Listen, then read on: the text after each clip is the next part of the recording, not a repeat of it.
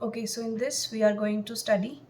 First, we have three questions, and then we have a derivation. So the question first is derive the equation of continuity in x, y, z coordinates from the principle of conservation of mass. Similarly, हम लोग r theta z और r theta psi coordinates में भी we will derive the equation of continuity with the help of principle of conservation of mass. Okay, so consider a fluid element in the shape of parallelepiped point p x y z fixed in a fluid of density rho having velocity q vector is equals to this. By principle of conservation of mass क्या होता है कि rate of increase of mass of fluid within parallelepiped is equals to net flux of mass of fluid across all the six faces of parallelepiped. ये हमारे पास कहाँ से आता है? Principle of conservation of mass से. नाउ अब rate of increase of mass of fluid within parallelepiped क्या आएगा? Del by del t of rho del x del y del z, that is del rho by del t del x del y del z. Then the influx of mass of fluid into the parallelepiped across face of area del y del z at point p x y z perpendicular to the x axis is. अब देखो influx क्या होएगा? किस face के cross निकाल रहे हैं हम? Del which is del y del z area जिसका है उसका, ठीक है, which is perpendicular to x axis. उसका क्या होगा? डेंसिटी. इनफ्लक्स क्या होता है? Density normal velocity into surface area. So f x y z t is equals to rho u del y del z, क्योंकि सरफेस एरिया क्या है? Del y del z. Normal velocity क्या है? U and density is रो. तो outflux क्या हो जाएगा? Outflux of the mass of fluid across face this perpendicular to x axis which is x plus delta x y z is f of this is equals to f of x y z t plus del f by del x into delta x plus 1 by 2 factorial this whole thing. ठीक है, इसकी value ये आई है हमारे पास rho u this and this complete whole thing. The net influx of the mass of fluid across pair of parallel faces perpendicular to x axis of area this is equals to f of x y z t minus f of x plus delta x y z t. ठीक है, तो इससे इसको minus करेंगे तो which is ये cancel हो जाएगा, तो सिर्फ माइनस ऑफ दिस बचेगा, minus of this by above equations. Similarly the net influx of mass of fluid across pair of faces of area del x del y perpendicular to y axis is equals to minus of del y हो जाएगा, यहाँ पे सिर्फ Y हो जाएगा और del row we हो जाएगा यहाँ पे इनटू ये सेम रहेगा del x del y del z plus up to so on. Similarly perpendicular to z axis क्या हो जाएगा? यहाँ पे जेड आ जाएगा, यहाँ पे डब्ल्यू आ जाएगा. The net influx of mass of fluid across all the faces के लिए सबको ऐड कर देंगे, तो विच इज माइनस बाहर common and this will be the equation. Now principal of conservation क्या कहता है कि ये विच वन इज ये वाली जो हमारी इक्वेशन आई थी, ये वाली, ठीक है, दिस इज इक्वल टू ये जो हमारा पूरी इक्वेशन है इसके इक्वल होगी. तो इससे हमारे पास क्या आएगा कि ये कैंसिल हो जाएगा, जो कैंसिल कर दो. Then if del x del y del z tends to 0 we get this equation del rho by del t plus del by del x of rho u plus del by del y of rho v plus del by del z of rho w is equals to 0. This is the equation of continuity in x y z coordinates. Now we will derive the equation of continuity in r theta z and r theta psi coordinates. Equation of continuity in spherical polar coordinates is, उसके लिए देखो spherical polar coordinates क्या होते हैं? R theta psi. उसमें h1 h2 h3 क्या होते हैं? 1 r sin theta. Okay, q vector is q r q theta q psi. Equation of continuity is given by this. Then here f gradient of f क्या आता है? Rho into q, which is, इसको हम कैसे define करते हैं? This is our basic definition which is 1 by h1 h2 h3 this like this. हम इसको डिफाइन करते हैं, हमने पहले भी देखा ये. तो इस इक्वेशन में जब पुट करेंगे इसकी वैल्यू तो it will be something like this. इसको हम फर्दर सॉल्व करेंगे. हाँ, अब इसमें सॉल्विंग का थोड़ा सा देखना पड़ेगा हमें. सी फर्स्ट एक बता देती हूँ, बाकी सारे एक जैसे होंगे. Del by del rho of this, इसका डिफ्रेंसिएशन करना है. तो सबसे पहले तो देखो किन किन चीज़ों का होएगा. अगर देखो आर है तो आर का होएगा, प्लस में रो का भी होएगा और क्यू आर का भी होएगा. ठीक है, तीन चीज़ों का होएगा. आर अगर है तो आर का भी होएगा, रो का भी होएगा और क्यू आर का भी होएगा. सबसे पहले आर का देखते हैं. It will be 2r sine theta और ये दोनों constant as it is plus.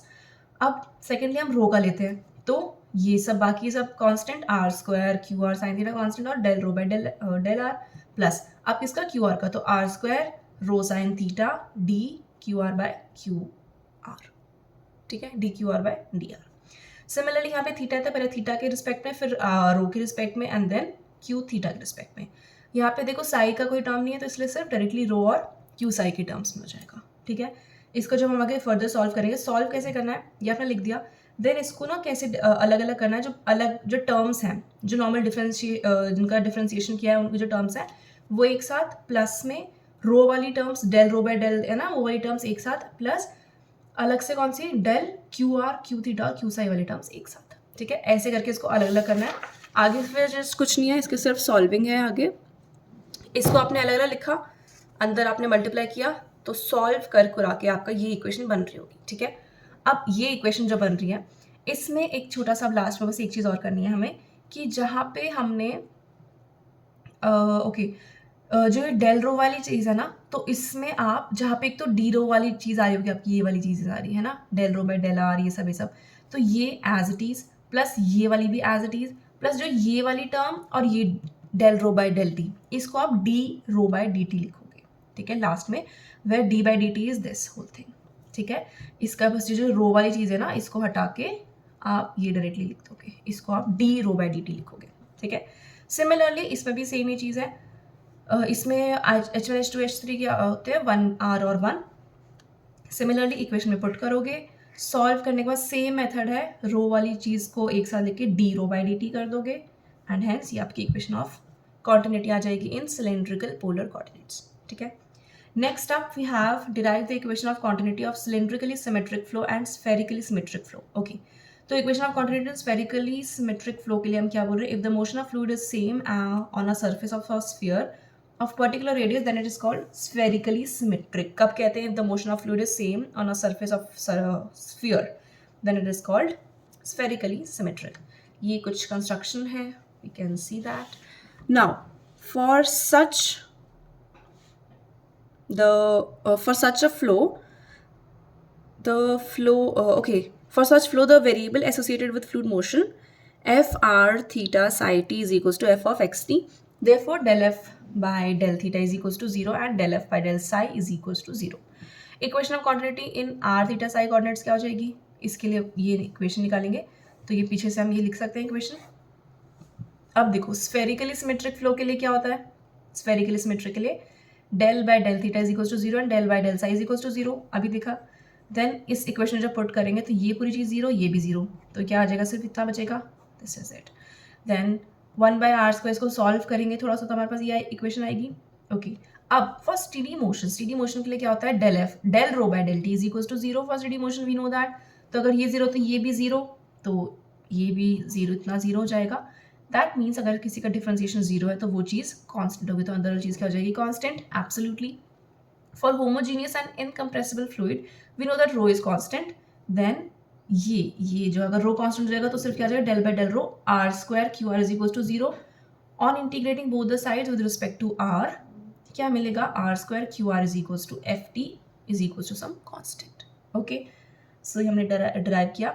अब last we have derivation from the principle of conservation of mass, क्या निकालना है, equation of continuity for symmetric flow. Okay, ये हमने कोई स्फीयर डिस्क कह सकते हैं, which is u, this is r plus delta r, this is delta r, it is control volume and these are control surface. Okay, according to the principle of conservation of mass, ये हमें line पता होनी ही चाहिए, rate of increase of mass of fluid in control volume is equals to net influx of mass of fluid across the control surface. ठीक है, rate of increase of mass of fluid in control volume is equals to net influx of mass of fluid across the control surface.